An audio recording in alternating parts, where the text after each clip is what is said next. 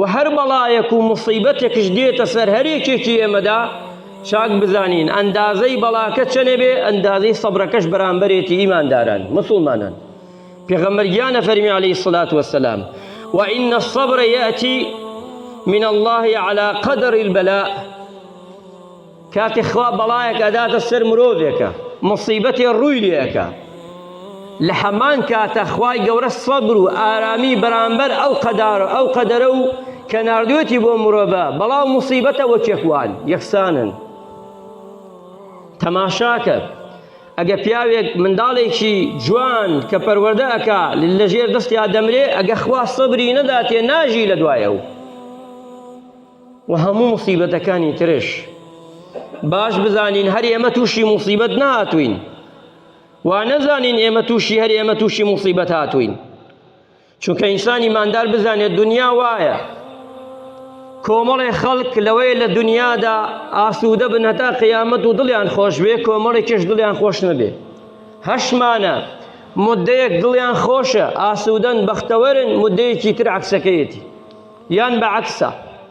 ئەمە خوای گەورە دابەشی کردووە لەسەر زەویدا ئەمانەی دابەش کردووە. فمن اتبع الهدى فلا يضل ولا يشقى. هەر کەسێ ڕێگای ڕاست بگرێتە بەر ئەو کاتە هیچ ڕێگایەک نییە بێتە ڕێگای کە دڵ و دەروونی ئاسوودە نەبێ. ئەچینە لای پیاوێک لە پیاوچاکان. ئەم پیاوە بەڕێزە ئیبراهیمی کوڕی ئەدهەم هات بە ڕێگا چوو کابرایەکی بینی زۆر بێتاقەتە. هەم زۆر جار خۆمانە بینین کەسێ زۆر بێتاقەتە غەم دایگردووە خەفەت دایگردووە. پێیوت ئەی کەس ئەی فڵان کەس ئەو بۆنە بێتاقەتی بێزاری؟ وتی چی بکەم بێتاقەتم زروف و ئاوای لێ کردوم. ئەمەش فەرمووی دەی باشە من سێ پرسیارەی لێەکەم ئەگە جواب من داوە ئیتر دوای ئەم سێ پرسیارە بخۆتە تا و ڕۆژەی دەمری هەر بێتاقەت بە و غەمبار بە. وتی فەرموو یەکەمیان فەرمووی ئەوەی لەم کەونە ڕووەدا ئەگە تۆ خەفەتی بۆ بخۆی ئەگۆڕێ؟ فەرمووی نەخێر. پرسیارەکانی زۆر جوانە ئیمانداران کەمە گوێتان لام بێ. ئەوەی لەم کەونەدا ڕووەدا بە باشە و بە خراپە لە خەدەری خوا چی نووسراوە بۆ تۆ ئایا خەفەتی بۆ بخۆی خۆت بخۆیتەوە هیچ ئەگۆڕێ؟ وتی نەخێر. وتی باشە دووەمیان فەرمووی ئایا ئەگەر خەفەت بخۆی غەم دادگرێ ئایا مسقالە زەڕێ لە ڕزقەکە زیاکە؟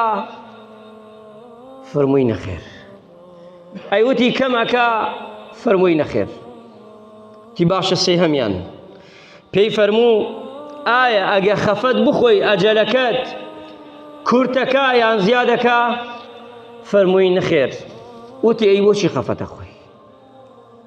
خەم و خەفەتت لە چییە؟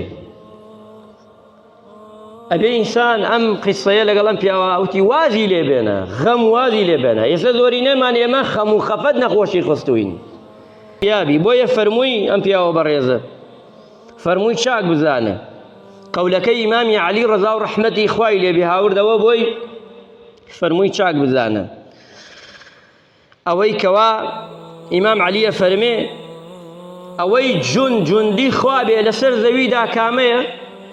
فەرمووی جەوڵەکانە کە زەوی ڕاگرتووە. ئەمجا فەرمووی ئەوەی لە جەوڵەکان قایمتر بێ ئاسنە حەدیدە جەوڵەکان ئەتوێنێتەوە. ئەمجا فەرمووی ئەوەی حەدیدش بتوێنێتەوە ئاگرە. ئەمجا فەرموویشی ئەوەی ئاگریش لەناو بدا ئاوە.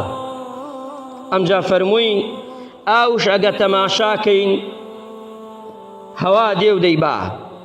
ئەمجا سەحابش دەبێتە چی ئاو دوایی. ئەگە تەماشاشکەین ئینسانش فالريح أقوى والناس يكتفي الريح. واتا إنسان أو كاتباد إنسان بقوة لبا. أمجا فرموي إنسان وريابي بقوة إنسان برامبر ممردن ضعيفة وإنسان برامبر بخو ضعيفة شنو بقوة لو كانت وريابة إنسان برامبر خمو خفت الزور ضعيفة. أي فوتين يا قفري يا إخوانك